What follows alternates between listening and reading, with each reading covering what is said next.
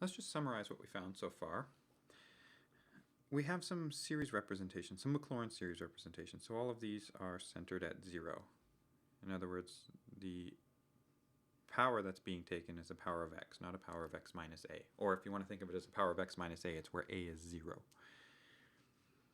The geometric series we've been dealing with for a while now, and we know that 1 over 1 minus x is the sum of these powers of x's written out in sort of expanded form. It's 1 plus x squared plus x cubed dot dot dot. And this holds on this interval of convergence. So that's where the series, that's where this geometric series represents the sum. For values outside of this, for example, let's say when x is 2, then the function is 1 over 1 minus 2, or in other words 1 over negative 1, or negative 1 is the value of the function. That's not the same value that you get by plugging 2 into the series. In fact, the series diverges there. So this is an instance where you can plug different values into the series, but whether or not they give you the value of the actual function that you've got on the left-hand side, well, that's the question. When do the values you plug in for x give you the value of the actual function? And in this case, it's on this interval. Only x values between negative 1 and 1. What we found for the exponential and cosine function is that, in fact, the series converges to the function for all x values, for all real numbers. In other words, we had that the series represents the function for all real numbers. And so we found these.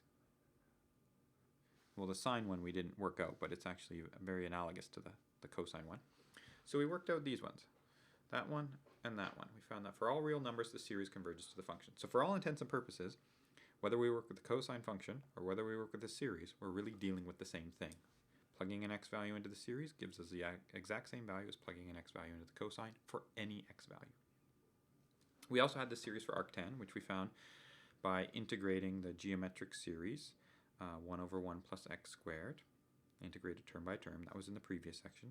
Since we dealt with geometric series to start with in order to get the arctan function, we had an interval of convergence of negative 1 to 1, and that interval of convergence is inherited by the arctan function and this series representation. So this series only represents arctan on the interval negative 1 to 1. For other x values, doesn't represent it. These are important enough that you should have them committed to memory. Geometric series, the exponential, sine, and cosine functions, you should have those series committed to memories. Now, the thing to observe with this, which is rather interesting, is that, well, let's look at the cosine function, for example. Cosine, we know, is an even function. It's got some symmetry about the y-axis. It's got even symmetry. So cosine of negative x is the same thing as cosine of x. That is represented in the series here, in that every power of x is even. And remember that functions of the form, well, cosine is an even function, but also so are x squared, x cubed, not x cubed, x to the 4th. These are also even functions. Even powers of x are even functions. That's generally where the term even comes from. To talk about or characterize a function with symmetry. Even is really coming from the fact that these power functions have that basic symmetry. So what we found here is that this is reflected in the representation, the series representation. Cosine is an even function. All even powers of x are even functions. So maybe those should be the only things that appear. I wouldn't have an odd power of x appearing in the series representation because odd powers of x aren't even functions. Similarly for the sine function, it's an odd function and we see that only odd powers of x appear. So those are two things that will help you to remember the series representations. The other thing to keep in mind is that the corresponding power of x, well, it's the corresponding factorial on the bottom. Sine and cosine have these alternating patterns going on with their coefficients. Starts out positive, then goes negative, then positive, then negative, etc. Whereas the exponential function is just positive all the way along, and its corresponding nth term is x to the n over n factorial. So you can start to see that if you observe these little properties, then it makes them easier to remember. But also, there's one further thing that we see is that in the exponential function, all of the powers of x appear. In the sine, only the odd powers. In the cosine, only the even powers. So that looks like there is some sort of deep relationship between the exponential sign and cosine. And that deep relationship, although the sort of negative signs that crop up maybe muddy the waters a little bit, that deep relationship can be seen in complex numbers, through complex numbers. So in a complex analysis course like Math 322, you'll study series like this again, but you'll study them where the variable now represents a complex number, and you'll start to extract what this relationship between the exponentials and the trigonometric functions. They're very interconnected. So that would be for another course, but that's just sort of an indication of some of the patterns that we have appearing here. Okay, so let's go ahead and work out some Maclaurin series for some more functions. Now here we've got essentially two options to work out Maclaurin series. We can either work straight from the definition of what the, maybe I shouldn't say definition, from the fact that the coefficients are the nth derivatives over n factorial. That was a consequence of having a power series representation, was those coefficients are uniquely given. Or we could try to use the fact that we already know some series representations, the ones we just listed on the previous page. We know series representations for sine, cosine, exponential, geometric series. Maybe we can use those to our advantage to try to come up with series representations for other functions. And that's going to help us here. So for example, this function, x squared e to the negative 3x, well, e to the negative 3x, we know a series representation, or the power series representation for the exponential function e to the x as a Maclaurin series of x to the n over n factorial. And so evaluating that at negative 3x, there's the Maclaurin series for e to the negative 3x. We just took the Maclaurin series for e to the x and threw in negative 3x. And so this means that we can write the Maclaurin series for our new function f by just multiplying through by this x squared into everything, dividing by n factorial. And there's our Maclaurin series for our new function. Why do we know that's the Maclaurin series for our new function? Well, that's a good question. Let's go back to a previous result we mentioned way back here on the second slide, I believe.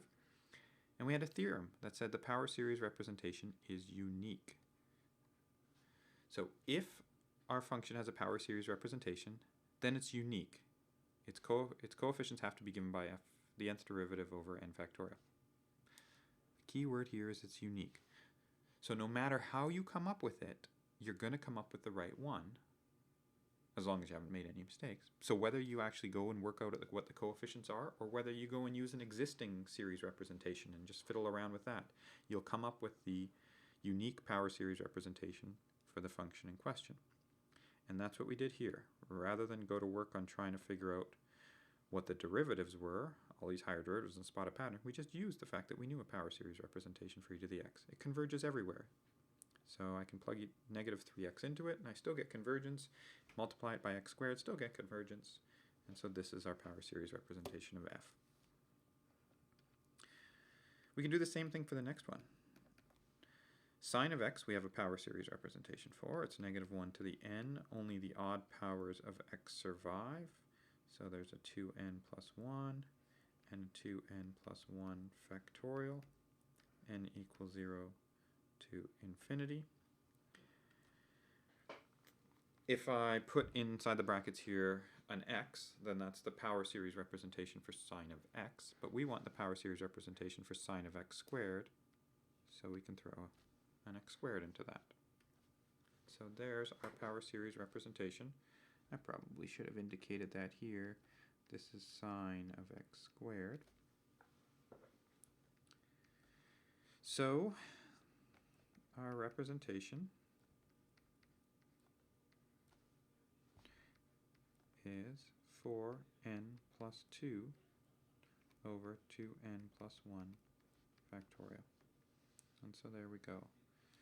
We didn't need to bother working out a whole bunch of higher derivatives because we already knew some information. We knew a power series representation for sine of x. We knew that that representation converges everywhere, or is defined everywhere for all x values. So we could plug in x squared and get a representation for sine of x squared. How about C? We have h of x is equal to x over 9 minus x squared. What we can do here is we can factor out an x over 9 and recognize this as this function here. And now we notice that, hey, wait a minute, this looks like 1 over 1 minus r, where r is equal to x squared by 9. So in other words, this looks like it's the sum of a geometric series with the corresponding r value of x squared over 9. So we can write this as the sum x squared over 9 to the n equals 0 to infinity. Now remember, when we do this with a geometric series, we have to worry about where the series actually does converge to the function, where the representation is actually true. And this, we have to keep in mind, is only valid when that corresponding r value is smaller than 1. Or, another way to say that is x has to be smaller than 3. Okay. Well, maybe I should now point out that since I'm talking about where we have this convergent, I probably should have set it up here as well. Here, x, this representation is true for all real numbers, and same within this one as well, for x in all real numbers. And that's because the corresponding series that we used were the sine and the exponential, and those were valid for all real numbers. Whereas here we're using a series representation for a geometric series, and that's only true when the r value is smaller than 1, or in other words, where x is smaller than 3. And now we can write this as, by just factoring, or multiplying in the x over 9, we can write this as x to the 2n plus 1, and the denominator is 9 to the n plus 1. And that's true for x smaller than 3.